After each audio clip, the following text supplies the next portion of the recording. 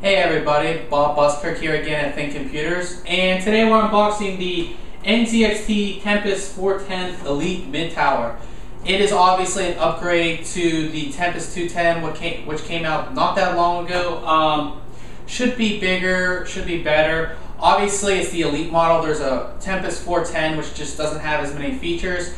This is the case that has the most features out of the two, so let's open it up and see what this case has in store for us.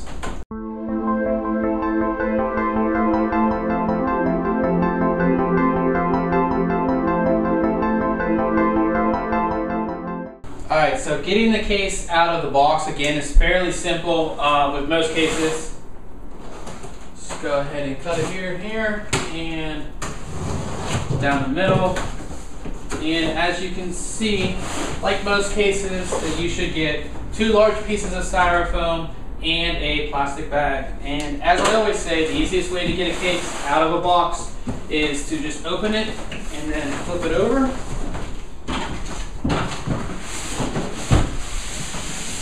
And the case comes right out. Again, as I said, 2 large pieces of styrofoam, which are easy to take off and get out of the way.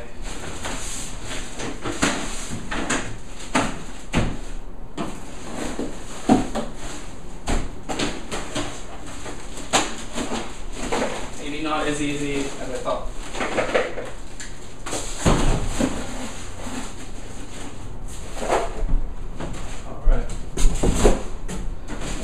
Bag off, and we are ready to check it out.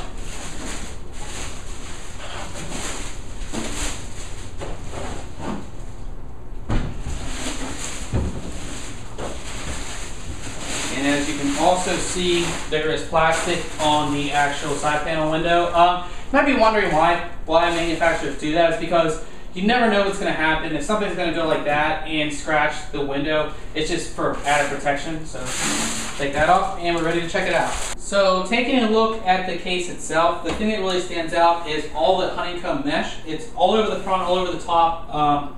All block design, obviously, with most cases these days.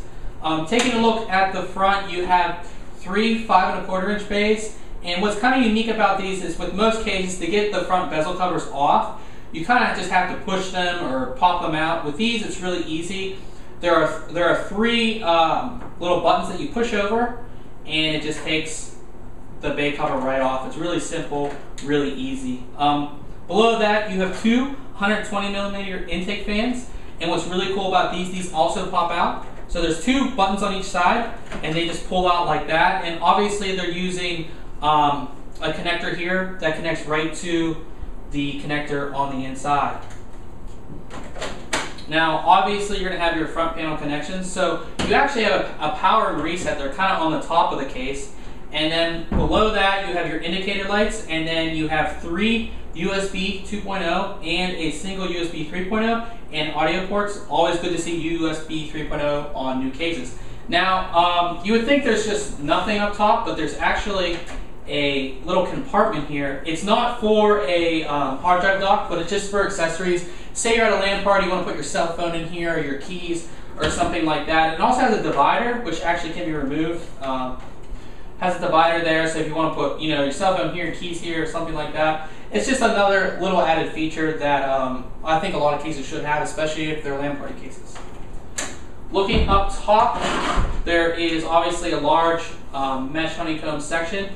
You can fit 2 120mm or 140mm fans, or a top mounted radiator, obviously, up top.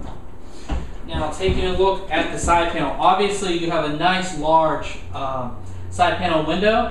You can see pretty much the entire inside of the case, with the exception of your optical drives and your hard drives, but almost the entire case is visible, which I really like. Moving around to the back here. On the back, you have another 120mm exhaust, 2 water cooling holes, so the case obviously is water cooling ready. Bottom mounted power supply, and another cool feature is, if I can get it to work here, you can take the top of this off for installing fans, cleaning fans, installing a radiator, things like that, which is actually really convenient and really cool. Let's see if I can this back in there. Yeah, see, simple enough. Okay, now let's go ahead and actually open this up. Obviously, thumb screws, which most cases that you're buying these days should have. And if we open this up, which seemed fairly simple, a little hard to tell, maybe because it was a new case, but taking a look inside here, obviously all black interior, which is pretty much a given on all cases these days. There are 1, 2, 3, I guess you can count these as 4 and 5 cable routing holes. Like I said, 3 of them which have the rubber inserts, which will protect your cables. So, you know, if you're routing them around, they're not going to get stuck on a piece of metal in the case. Looking at your hard drive bays, you have 1, 2, 3, 4, 5, 6, 7, 8, which is a lot for a mid-tower. Now let me see if I can get these out or not. I think I would have to open the other side. Let me see. I'm not thinking these are coming out. Actually, I believe these do come out the front now that I think about it.